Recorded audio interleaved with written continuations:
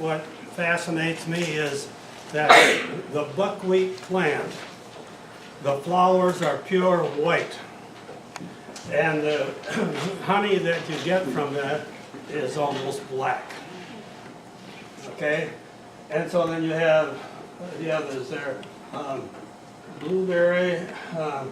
I don't think you'll be able to get any avocado honey in this area, but I may be wrong. Maybe not orange either. Is there another one? Look, I went it backwards. Yeah, that's just true. That's the other side. That's just true. I don't think we Oh can.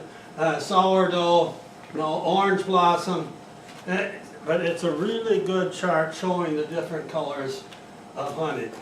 Tupelo, down here in the lower right, that is very popular because it does not crystallize easily. Most honey will crystallize. I hope you're aware that if honey crystallizes, all you have to do is heat it either in warm water or in the microwave, and then it's good to eat. I've had people say, well, it crystallized, so I threw it away. And there's no sense to that. Keep in mind, there was edible honey in the pyramids when they were opened up. The number of plants that are not native to the United States. Alfalfa, apples, asparagus, and so on down the list, buckwheat. And I have located where most of them came from. A number of those are important. Native plants for pollen source, and some of those are very early if you're into spring flowers. Bloodroot is a very early plant. Maple is a really good source for pollen, as is aspen, cottonwood, box elder, oak, hickory. Those are almost entirely pollen sources.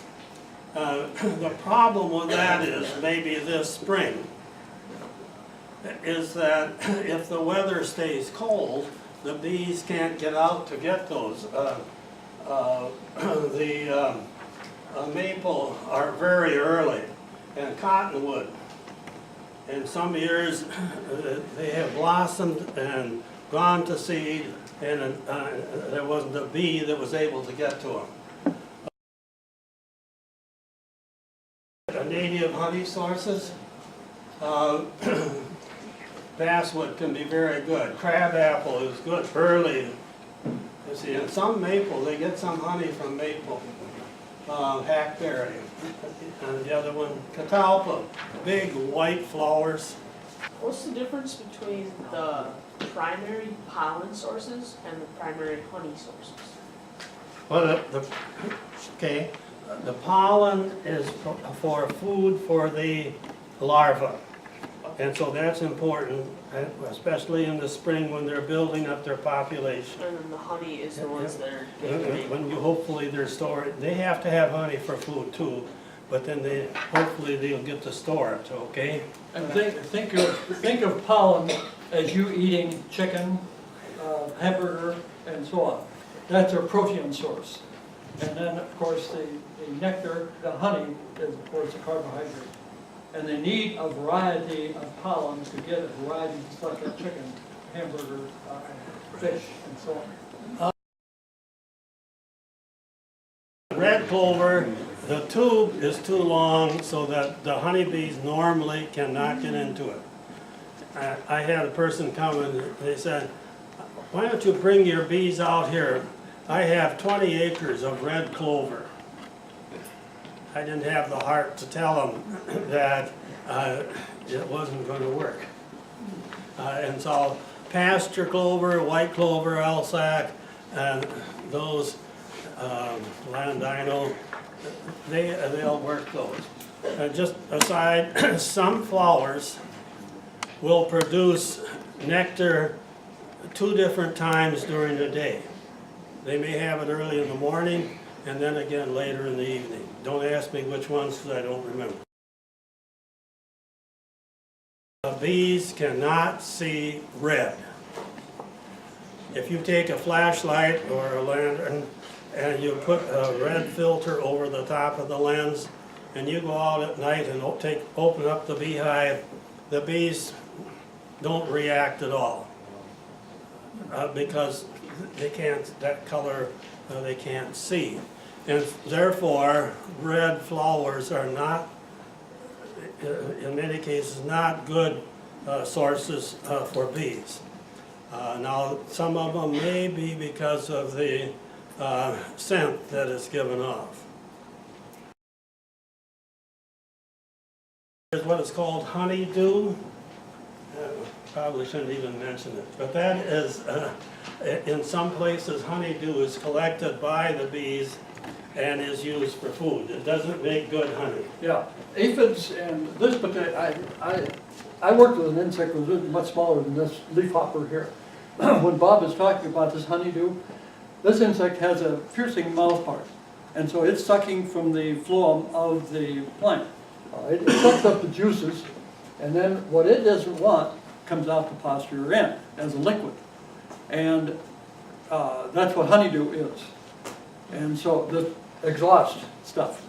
Now, there are places in the world where that's the only honey that people get is from a relative of this is the aphid. And the aphid, you know, sucking the juices from the plant, and then the bee goes around and harvests that excrement and make honey out of it. So that's his honey. The alfalfa plant, the first blossom in the spring is too deep for the honeybee.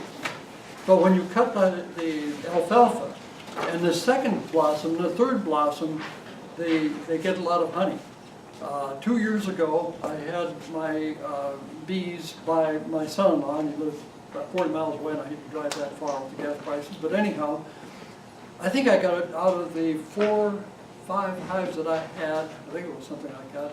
I had close to 1,000 pounds, or maybe over 1,000 pounds of honey. So and that honey, we did a show up at Black River Falls, and they had the state honey queen there, and she says, I should taste all this honey so I know what we're talking about here. She would taste the different ones, and she came to mine, and she says, that's alfalfa honey. I mean, I didn't tell her it was on, the bees were on alfalfa. You just picked it up like that. The girl had 100 hives herself out by Red Wing or north of there. This is the flower for the aspen cottonwood. Again, a lot of people don't think that's a flower, but it fits the definition of a flower as far as supplying the pollen which transfers to produce seeds. Next. Bellworts, this biology classes do this. This is an early spring flower, source of pollen primarily, and that's the bloodroot. Okay, next. Buttercups, and that's the catalpa. If you've seen that's primarily in towns or someplace. And this is, we always knew this as honeysuckle. It's not a honeysuckle at all, but it is columbine. And when I was much younger, we were all roaming around the woods. We'd find this in the spring, and we'd take those and bite off the bottom because they have this nectar is sweet, but the bees can't reach it. And the Dutchman breeches is sealed, so it's self-pollinated. Okay, Hepaticas, really pretty blue flower, cherry. Okay, next. Lady slipper. Lady slippers, the bees can't work that either. Mustard, a couple of years ago between Madison and Milwaukee, I'll bet there was 40 acres. It was pure yellow. It was just loaded with I thought, man, I should have my bees there. Next, and the past flower is an early spring flower. Oh, and skunk cabbage. Interesting species. They won't be blossoming yet, but normally skunk cabbage can blossom the first part of March or the last part of February.